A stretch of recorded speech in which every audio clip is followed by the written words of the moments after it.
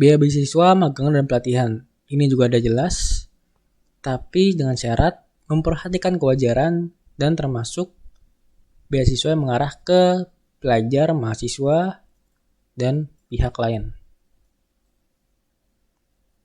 Terus piutang yang nyata-nyata tidak dapat ditagihkan. Ini juga jelas juga, ya intinya piutang yang tidak dapat ditagih gitu. Sesuai dengan gimana akuntansi yang telah kita pelajari gitu.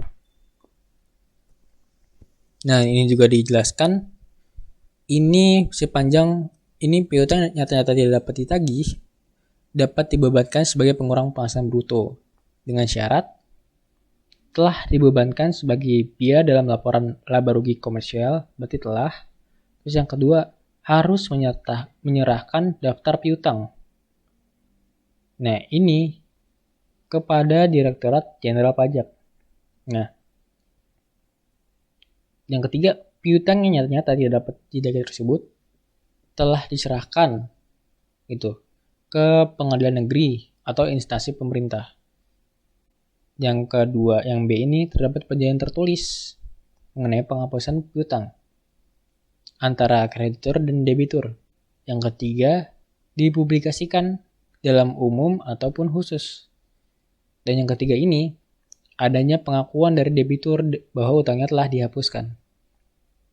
Ya sebenarnya ini yang B sama D ini kan sama gitu kan ya. Bedanya ini ada perjanjian tertulis, sedangkan ini adanya pengakuan gitu. Kalau yang D ini pengakuan dari debitur doang, sedangkan yang B ini antara kreditur dan debitur. Nah, syarat not 3 ini tidak berlaku untuk debitur kecil dan debitur kecil lainnya.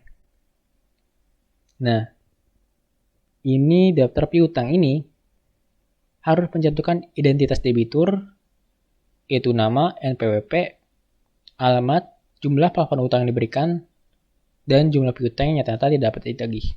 Nah, syarat nomor 3 ini yang dimana tidak berlaku untuk debitur kecil dan debitur kecil lainnya. Jadi, debitur kecil dan debitur kecil lainnya ini cuman diperbolehkan yang di sini 1 dan 2 doang. Yaitu fotokopi bukti penyerahan perkara penagihannya ke pengadilan negeri atau instansi pemerintah, fotokopi perjanjian tulis, fotokopi bukti publikasi, dan surat yang berisi pengakuan. Sebenarnya sama aja gitu ya. Sama yang ABCD juga, ini telah diserahkan perkara pengadilan ke pengadilan negeri, perjanjian tertulis, dipublikasikan, dan pengakuan. Ini ya fotokopinya doang gitu, kayak buktinya doang gitu. Nah, terus debitur kecil ini merupakan debitur kecil yang jumlahnya tidak melebihi 100 juta yang merupakan gunggungan jumlah piutang dari beberapa kredit yang diberikan oleh suatu instansi atau bank, lembaga pemberian dalam negeri sebagai akibat adanya pemberian kredit usaha keluarga prasejahtera atau KUKESRA. Terus kita giniin, like aja ya. Oh bisa. Terus ada kredit usaha tani atau KUT. Terus kredit pemilikan rumah sangat sederhana, bank kepada masyarakat atau RSS. Terus kredit usaha kecil, terus kredit usaha rakyat, kecil lainnya selain KUK, dan atau kredit kecil lainnya dalam rangka kebijakan perkreditan Bank Indonesia dalam mengembangkan usaha kecil dan koperasi. Nah, debitur kecil lainnya, ini piutang debitur kecil lainnya yang jumlahnya tidak melebihi 5 juta. Jadi ya kalau kita lihat di sini, debitur besar lah gitu. Debitur besar itu yang lebih dari 100 juta. Terus yang dengan syarat itu tidak di luar dari A sampai G ini. Sedangkan debitur kecil ini yang kurang dari 100 juta dengan syarat A sampai G. Dan debitur kecil lainnya ini yang kurang dari 5 juta rupiah. Sumbangan. Nah, sumbangan ini dalam rangka penanggulangan bencana nasional, penelitian dan pengembangan yang dilakukan Indonesia, biaya pembangunan infrastruktur sosial, fasilitas pendidikan, dan dalam rangka pembinaan olahraga.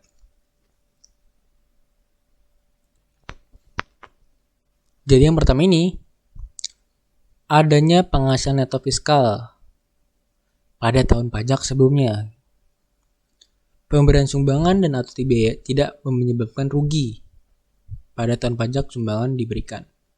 Adanya bukti yang sah, lembaga menerima sumbangan atau biaya memiliki NPWP. Jadi lembaga yang menerima ini memiliki NPWP kecuali badan yang dikecualikan sebagai subjek pajak. Nah, nilainya ini tidak melebihi 5% dari penghasilan neto fiskal tahun pajak sebelumnya dan tidak ada hubungan istimewa. Nah, sumbangan ini diberikan dalam bentuk uang ataupun barang.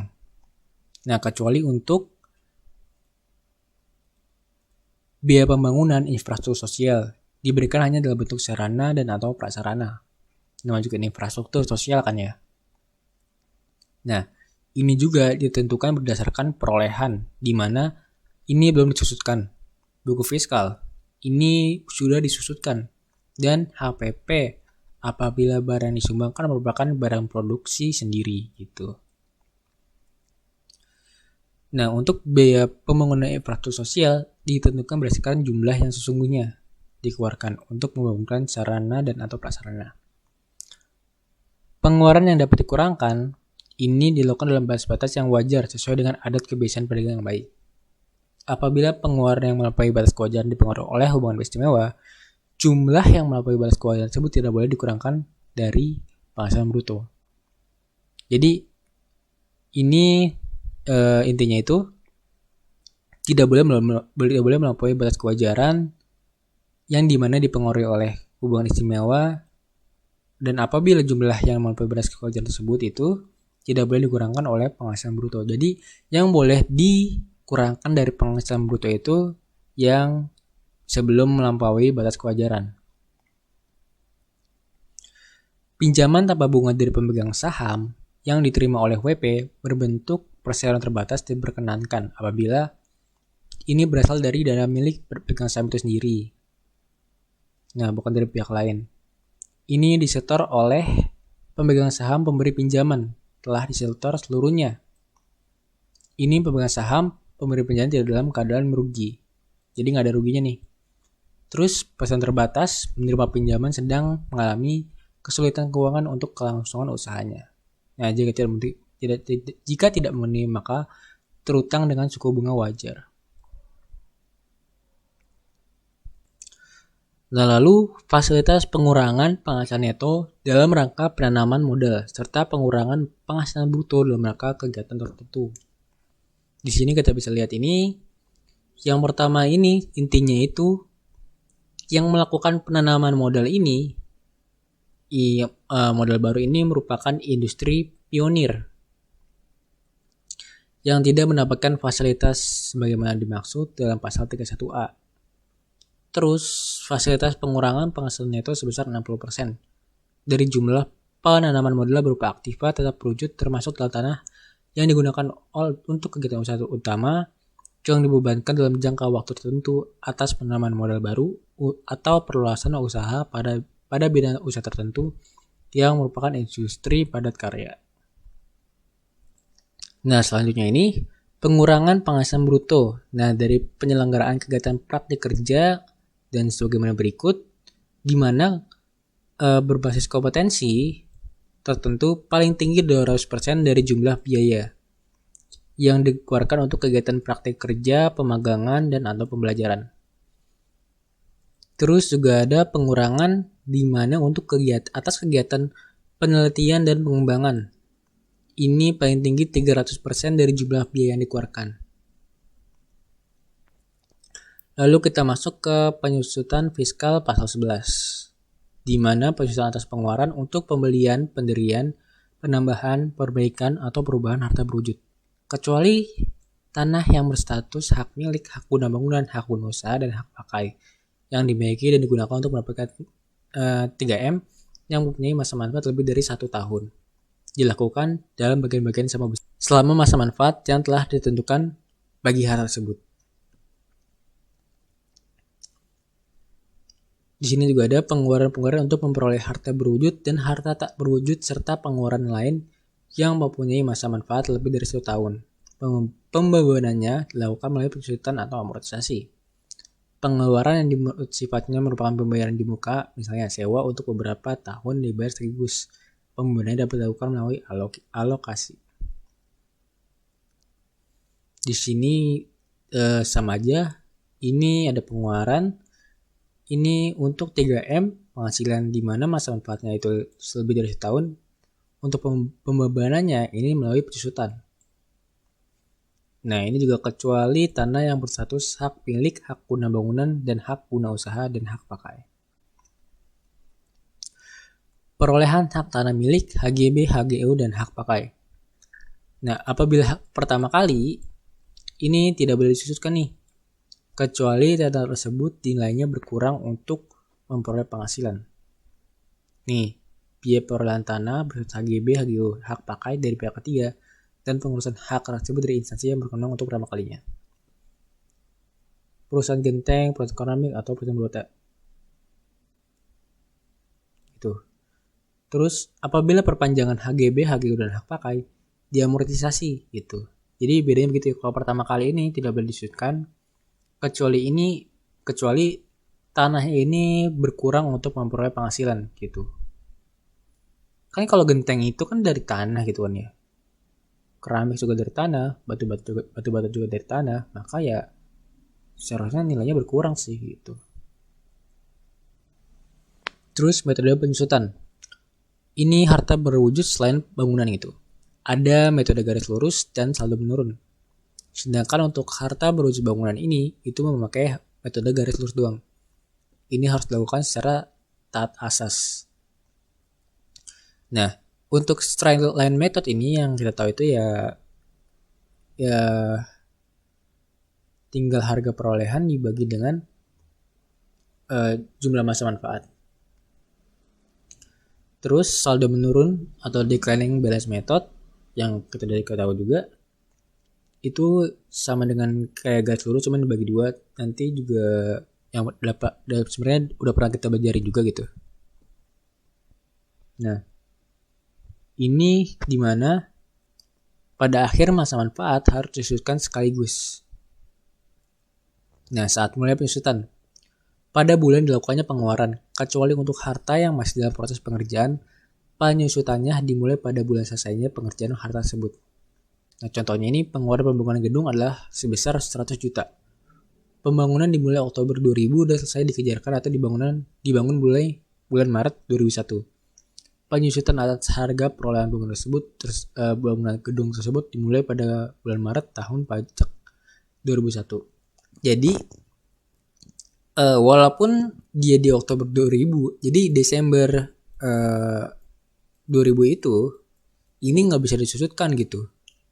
Karena ini kan masih dalam proses. Sedangkan penyelesaiannya ini di bulan Maret tahun 2001, maka baru boleh mulai disusutkan pada tahun pajak 2001 bulan Maret. Nah, dengan persetujuan Direktur Jenderal Pajak, WP diperkenankan melakukan penyusutan mulai pada bulan harta yang bersangkutan mulai menghasilkan. Bulan harta tersebut digunakan untuk 3M penghasilan. Contohnya, PT X di bidang perkebunan membeli traktor pada tahun 1999. Traktor tersebut mulai digunakan pada tahun 2000. Dengan persetujuan DJP, ini dapat dilakukan mulai tahun 2000 gitu. Jadi ini begitu ya. Nah, di sini di pasal 11 ayat 6 dan 11 Undang-Undang PPH, masa manfaat dan tarif penyusutan. Penentuan jenis harta yang termasuk kelompok harta berwujud bukan bangunan diatur dalam PMK ini, dan bangunan tidak permanen adalah bangunan yang bersifat sementara dan terbuat dari bahan yang tidak tahan lama, atau bangunan yang dapat dipindahkan yang masa manfaatnya tidak lebih dari 10 tahun, misalnya barak atau asrama yang dibuat dari kayu untuk karyawan. Jadi ini ada segininya 4, 8, 16, dan 20. Ini untuk non-bangunan, dan bangunan ini ada non-permanen dan permanen. Sini GL dan SM 25, 50 gitu, 10-5%. Nah, Jenis ini ada jenis usaha dan jenis harta.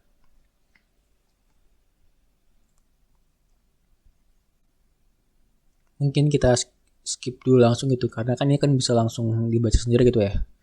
Sampai kelompok 1, kelompok 2. Jadi intinya ini jenis kelompok satu itu tentang di bidang pertanian dan industri gitu.